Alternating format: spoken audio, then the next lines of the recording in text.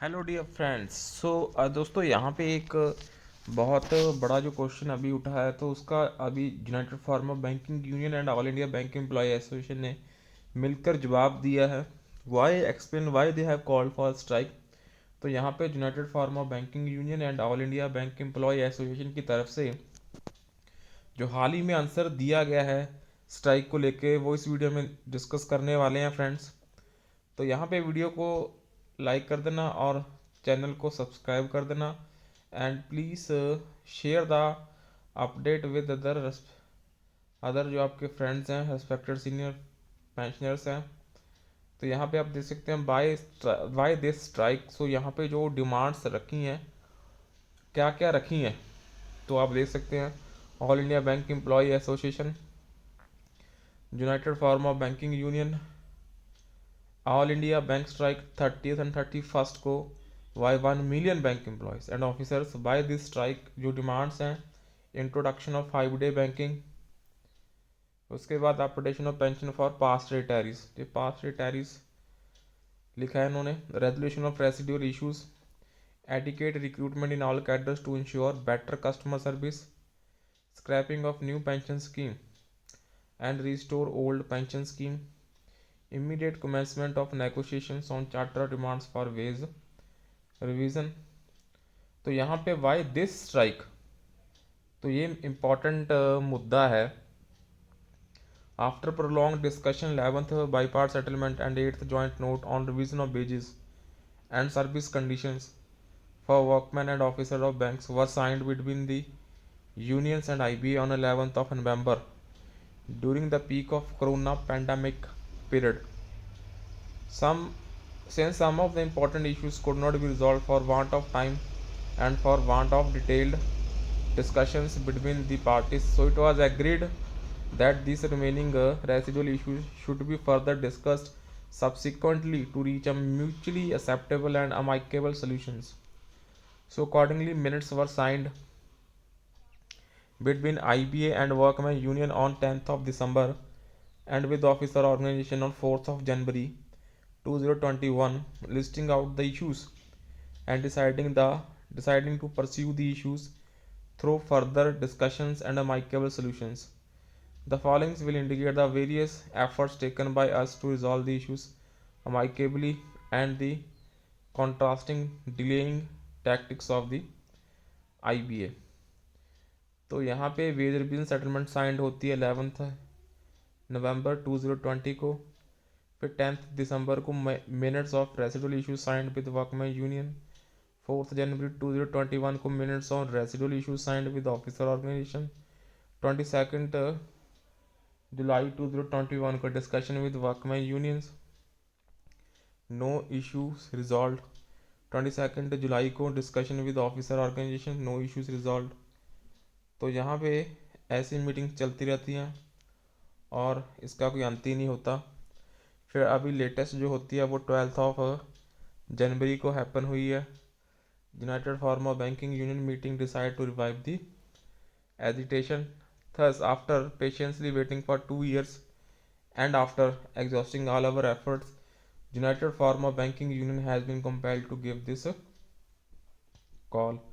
तो सबसे पहले इम्पोर्टेंट मैटर है introduction of 5 day banking per week, all Saturday and Sundays to be bank holidays in view of changing banking profile and need of customer availability of ADCs, ये हम alternate delivery channels बोलते हैं। We have been demanding the banks can function from Monday to Friday, that is 5 days in a week, and all Saturdays and Sundays to be declared as holidays। So in the 10th bipart settlement signed in 2015, it was agreed by IBA after due approval from RBA and government that second and fourth Saturdays would be holiday. So it was agreed at that time that introduction of 5 day banking would be considered looking to be experienced gained। We took up this issue during the 11th bipart settlement and 8th joint note negotiation, and when we signed the settlement on 11th of November 2020, these issues could not be resolved. So hence it was pursued after further and became a residual issue. So we have submitted our suggestions as requested by IBA, but the issue is not moving forward। यहाँ पे जो next matter है important, जो सबसे important ही है, that is updation of pension and provision for updation in pension regulations. As you know, pension scheme in bank was agreed upon in 1993 with effecting from January 1986 in lieu of bank's contribution to provident fund. So while wage revision has taken place with effect from 1987, 92, 97, 2002, 7 up to 2017 for serving employees and officers under the bypass settlements. So there has been no revision in pension drawn by the pensioners. और pension में कोई यहाँ पे revision हुई नहीं, इतनी settlement होकर चली गई हैं. So hence this has been very important demand of the United Farmer Banking Union. Even during the last wage revision negotiation, this was an important issue and what could not be resolved. So hence it was included as a residual issues. In the discussion on residual issues, IBA had stated that under minutes with Workmen's Union dated 10th of December 2020, and it is appreciated that application of pension and periodical revision in pension is a genuine aspiration of the retired employees, and IBA is quite sympathetic to the issue, especially revision in pension for those who have retired under earlier settlement periods with the emoluments very relatively lesser than at present. So as unions are aware, IBA has agreed, subject to government approval, for revision in family pension.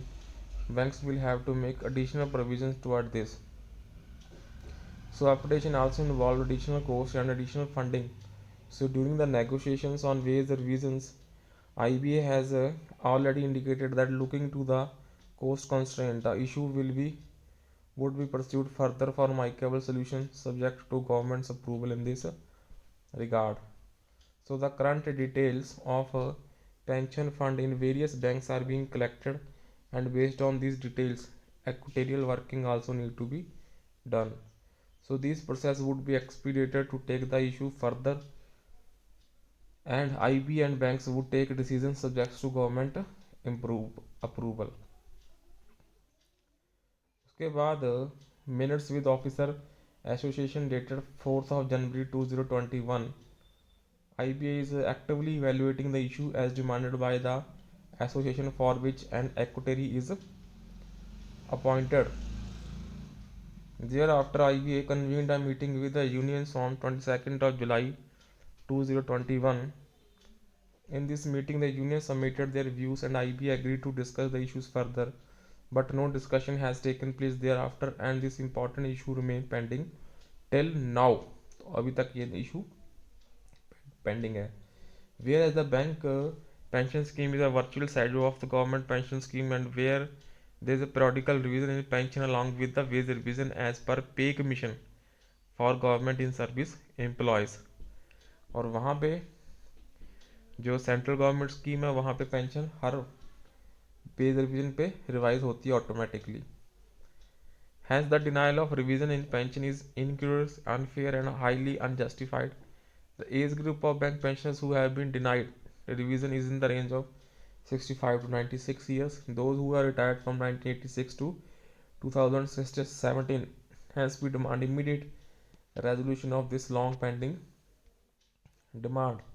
So a specific provision is needed to be added in the pension regulations so that after updation of pension of past retirees, a scheme is available for periodic updation of pension in future on occasion of base revision for in-service employees.